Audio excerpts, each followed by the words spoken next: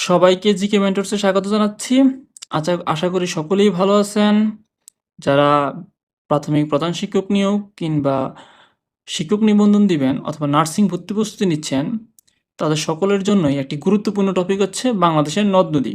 আশা করি এই টপিক থেকে প্রতি বছরই কোথাও না কোথাও কোশ্চেন আসেই। ঠিক আছে? তো আমরা আজকের ক্লাসে কয়েকটা গুরুত্বপূর্ণ তথ্য দেখে নেব। সো বাংলাদেশের নদ-নদী টপিকটা অনেক বিশাল। সো এইজন্য আমাদের ৪-৫ টা বিভক্ত ছোট, ছোট ক্লাস এটাকে আমরা বিভক্ত করছি। আমরা প্রতি ২-১ দিন অন্তর, অন্তর এরকম ক্লাসের মাধ্যমে চেষ্টা করব যে সম্পূর্ণ টপিকটাকে শেষ করার। ঠিক আছে? তো আজকের ক্লাসে আমরা যে প্রশ্নগুলোকে বাছাই করলাম সেগুলো খুবই গুরুত্বপূর্ণ। তো আমরা প্রশ্নগুলো এক নজরে দেখে নিই। আচ্ছা, বিশ্বের বৃহত্তম বদ্বীপ বলা হয় কাকে? বাংলাদেশকে। বিশ্বের বৃহত্তম বদ্বীপ বলা হয় বাংলাদেশকে। আচ্ছা, আপনাদের কাছে একটা প্রশ্ন রয়ে গেল। এটার উত্তরটা আপনারা কমেন্ট করে জানাবেন। বাংলাদেশের মধ্যে সবচেয়ে বড় বদ্বীপের নাম কি? ঠিক আছে? বাংলাদেশের মধ্যে সবচেয়ে বড় বদ্বীপের নাম কি? এটা একটু মানে আপনাদের কমেন্ট করে জানানোর অনুরোধ রইল। আচ্ছা, বাংলাদেশের আন্তঃসীমান্ত নদী কতটি? ৫৭টি। বাংলাদেশের আন্তঃসীমান্ত নদী কতটি? ৫৭টি। আচ্ছা, বাংলাদেশ ও ভারতের মধ্যে যদি অভিন্ন নদীর সংখ্যা বলে তাহলে হবে ৫৪টি। ঠিক আছে? আর মিয়ানমারের সাথে বাংলাদেশের নদীর সংখ্যা হচ্ছে ৩টি। সেগুলো কি, কি? এগুলো অনেক সময় পরীক্ষাতে আসে যে মিয়ানমার থেকে বাংলাদেশে প্রবেশকারী নদীগুলোর নাম কি? আসতেই পারে। সেই ৩টি নদী হচ্ছে নাফ, মাতামুহুরী, সাঙ্গু। ঠিক আছে? এই ৩টা নদী মোটামুটি নাম জানা থাকলে এখান থেকে আসলে আপনারা অ্যান্সার করতে পারবেন। আচ্ছা, নদী গবেষণা বিদ্যাকে বলা হয় পোটোমোলজি। আর যৌথ নদী কমিশন গঠিত কত সালে? ১৯৭২ সালে।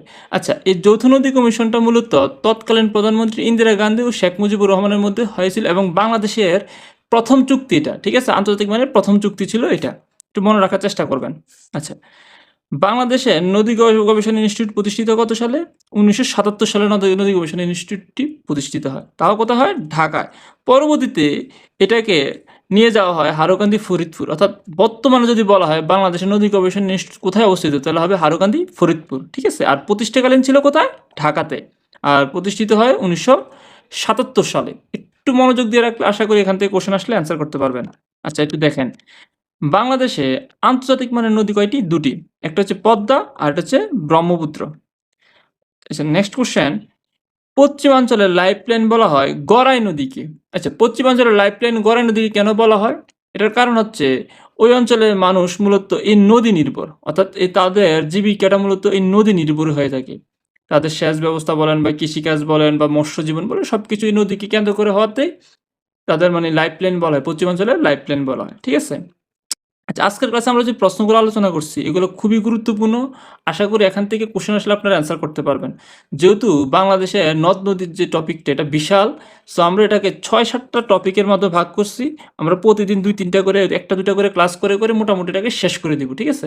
আশা করি এখান থেকে কোশ্চেন আসলে আপনাদের ভুল যাবে না। সো যারা ক্লাসটা করবেন অবশ্যই একটু ক্লাসটাকে লাইক দিয়ে রাখবেন। আর অবশ্যই যে প্রশ্নটা করা হয়েছে এই প্রশ্নটার উত্তর কমেন্ট করে জানাবেন। ঠিক আছে? বাংলাদেশের সবচেয়ে বড় বদ্বীপ কোনটা? ঠিক আছে? ধন্যবাদ।